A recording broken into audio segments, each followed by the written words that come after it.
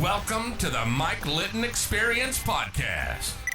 Mike has over 31 years experience in real estate, finance, and investing. He's passionate about being a father, a teacher, a realtor, an investor, and a leader. Everyone has a story, and our passion is to help them tell it. And now, introducing the host of the Mike Litton Experience, Mike Litton. So what can you expect from the Mike Litton Experience? You can expect stories that will inspire, motivate, advice that will sharpen your focus, and expert information on real estate, finance, and market conditions. Natasha, Mike, thank you so much for doing this. I really, really appreciate you. I just told you a minute ago before we started this that the first time you and I met and had an opportunity to kind of sit and talk was one of the coolest experiences ever. I walked out of that restaurant walking on air, and I know it wasn't the coffee.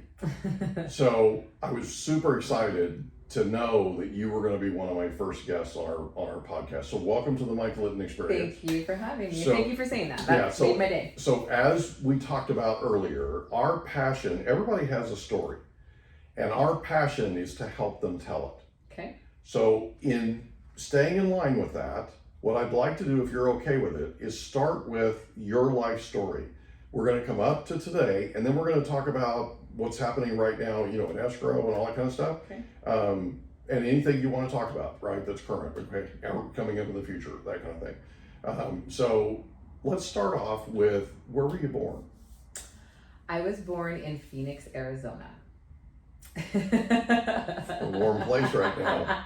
That's a warm place. I'm glad I don't live there anymore. But I was born in Phoenix, Arizona. My parents met in Phoenix. Mm-hmm. And they had my sister first. I have an older sister and a younger brother. But my sister was born 2 years before I was. And then I was born. And when I was 2, my parents, they both loved horses. They wanted us to grow up not in the city. We were like right in the city when we were kids. And my parents just wanted something better for us.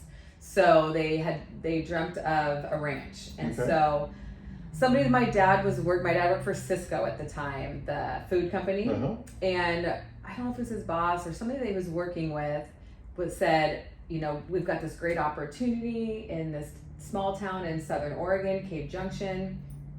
And so my parents literally packed us all up. My Nana from England came over to help my parents move. Wow. In our station wagon. And we upped and moved to Oregon. Wow. Well, when we get there, there was no job. So my parents get there with nothing. And we had bought land. My parents bought 32 acres. So I grew up on a ranch. Not like a ranch where there's cows, but it was all fun, right? We had horses, we had dogs, we had cats, we had geese, we had a llama at one point. We just had we had a lot of animals, ducks. Like a zoo. Like a zoo. That's awesome. I love it. I never thought about it. We had our own petting zoo right there. So they had bought this land and 32 acres, and we had no money. So the start of my parents and our move to Oregon, we were on welfare, and my parents were too proud for that. Not that they were too proud, because obviously they needed help, but we're like, we need to do whatever we need to do to get off this welfare. Right. So my parents started, they set up little stands on the corners and would sell cowboy hats and with sunglasses and just tchotchke things, buckles, so belt buckles and that sort of thing. So that's how my parents started. And then we got off welfare, and I don't know how, because I was too young at the time, but I don't know how maybe we started selling at fairs, because my parents' career when we were in Oregon, where they had concession stands, and we would travel to all of the county fairs throughout Oregon and Northern California, and then it just grew. So we started with the belt buckles and the hats and the sunglasses, and then my parents saw how much the concession stands were making. There you go. And so I remember we were at some flea market once in Weed, California. I don't know if you've ever heard of that. It's by Mount Shasta, and there was some guy there making curly fries with a hand, rake or whatever, and and the lines were so long. My parents like, we need to sell curly fries. Yeah. So we got Obviously. into the curly fry business, and then we sold sausages and corn dogs and that sort of stuff. So that's how my parents started, their career in Oregon. So I love all of these things. Sunglasses, hats, belt buckles, that all works for me, Yeah. right? Now we're talking about Curly fries. curly fries and sausages and Corn dogs. I mean, all of those are at the top of my list. They're so good. My doctor doesn't like the fact that they're at the top of my list because my cholesterol's too Yeah. high. But other than that, Yeah. right? That's awesome. Yeah, I it's love cool. And so it kind it. So you did a lot of traveling. So we did a lot of traveling. Okay. And then, I feel like I'm an entrepreneur. Mhm. I don't own my own company, but I kind of, being in my job I have now, I create my own business. Oh, you sure. know what I mean?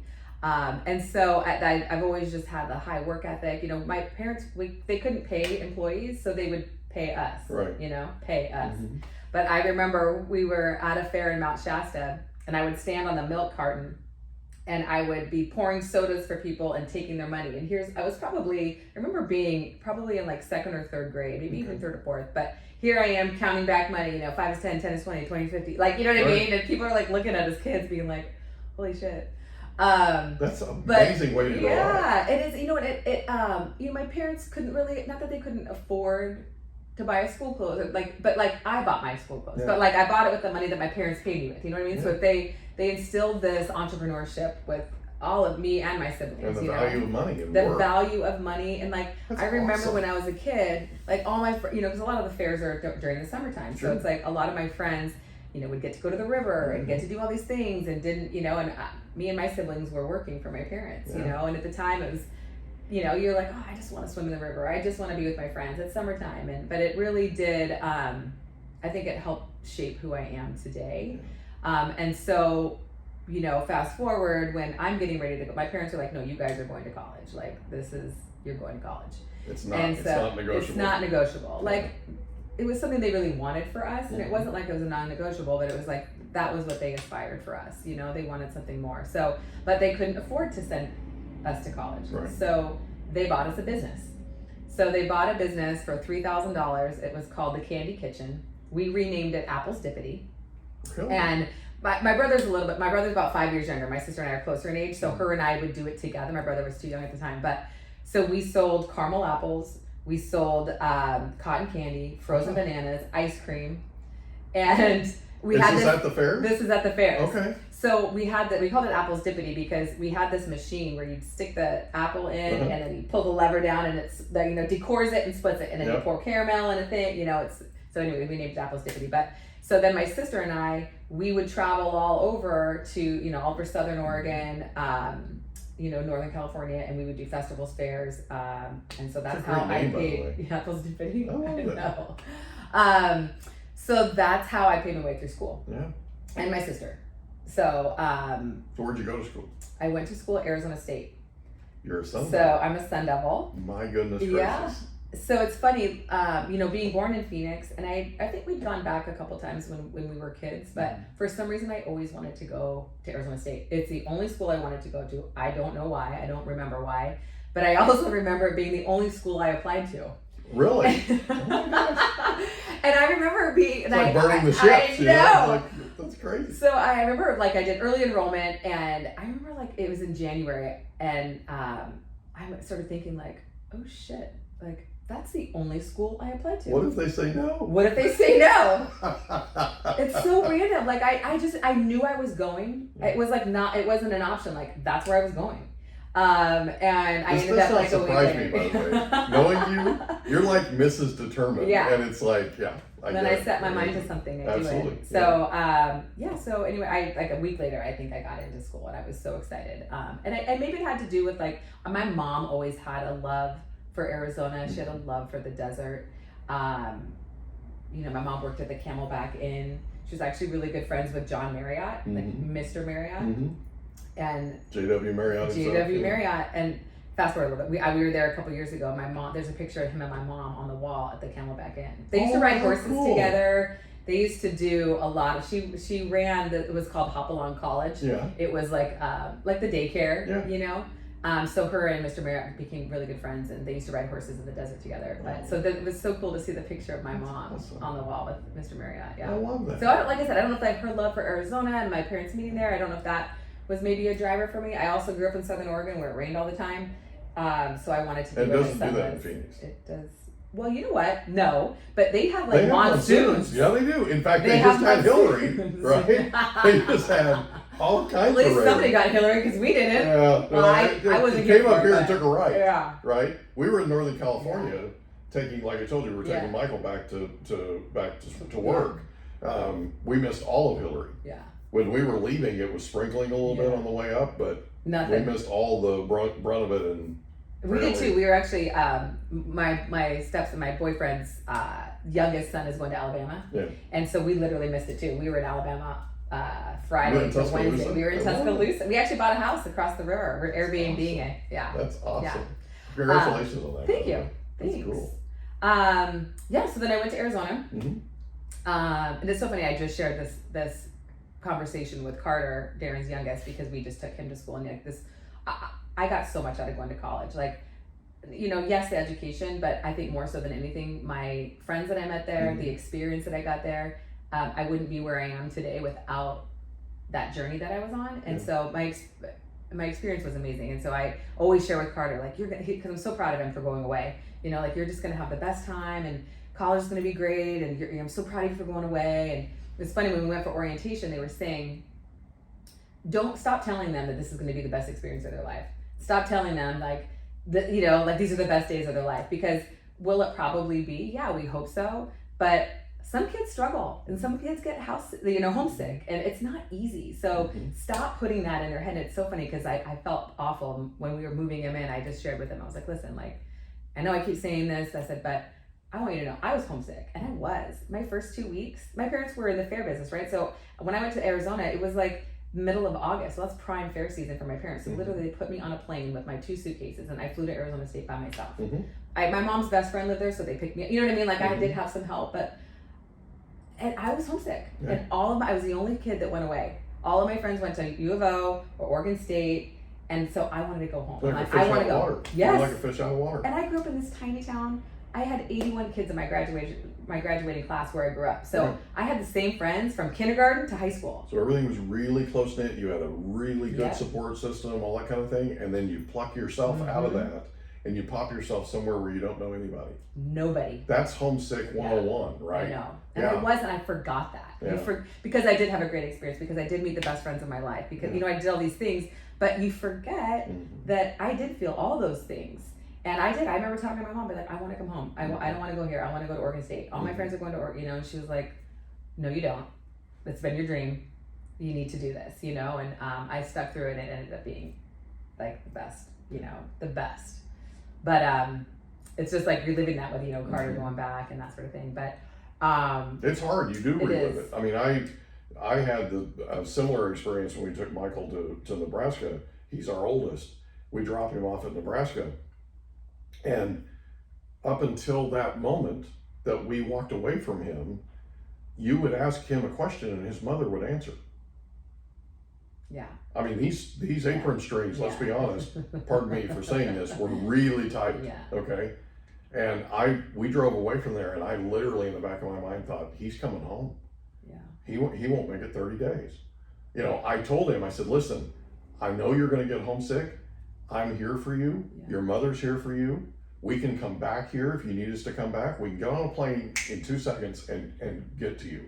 So if you need us, if you miss us that bad, we can be back. Okay. You never got that call? Never got that. Well, we did get calls. We Yeah. did get calls where he sounded homesick. Yeah. Right? Well, he was. But he knew that he had us at hello, Yeah. right? We literally, if he needed us, we were going to be there. Yeah. And I also made an extra effort to kind of try to talk to him as much as I possibly could. So like every little bit I'd call him, like not every day, but maybe every other day. Yeah. You know.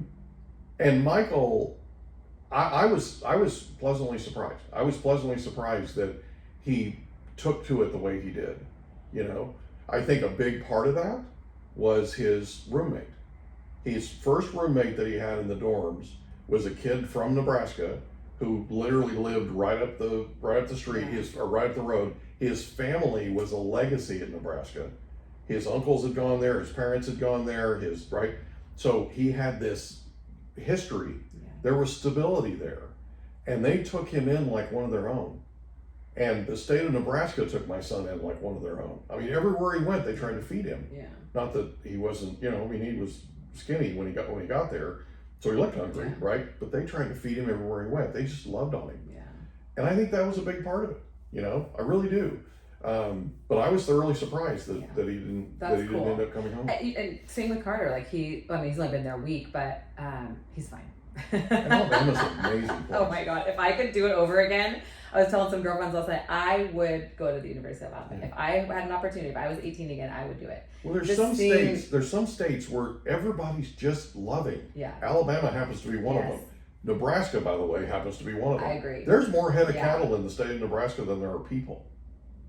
Every time they have a football game in that stadium, it's sold out since 1962 or some crazy thing. Every year, it's like a record, NCAA record.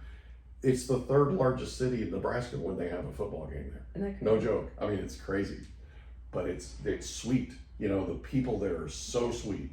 They are just salt of the earth. Yes, they are. They are. We walked down the street and, well, it's funny, before Carter went, we would have, I've got the shirts, I've got the hat, and we were in Park City in March and we had our hat on, and I think Alabama was playing, I'm not sure, but we were sitting next to a girl and she's like, did you go to Alabama? Mm-hmm. Like, no, our son is going this year, and she's like, oh my God, he's gonna have the best time, and Roll Tide, and we have a neighbor that lives up the street.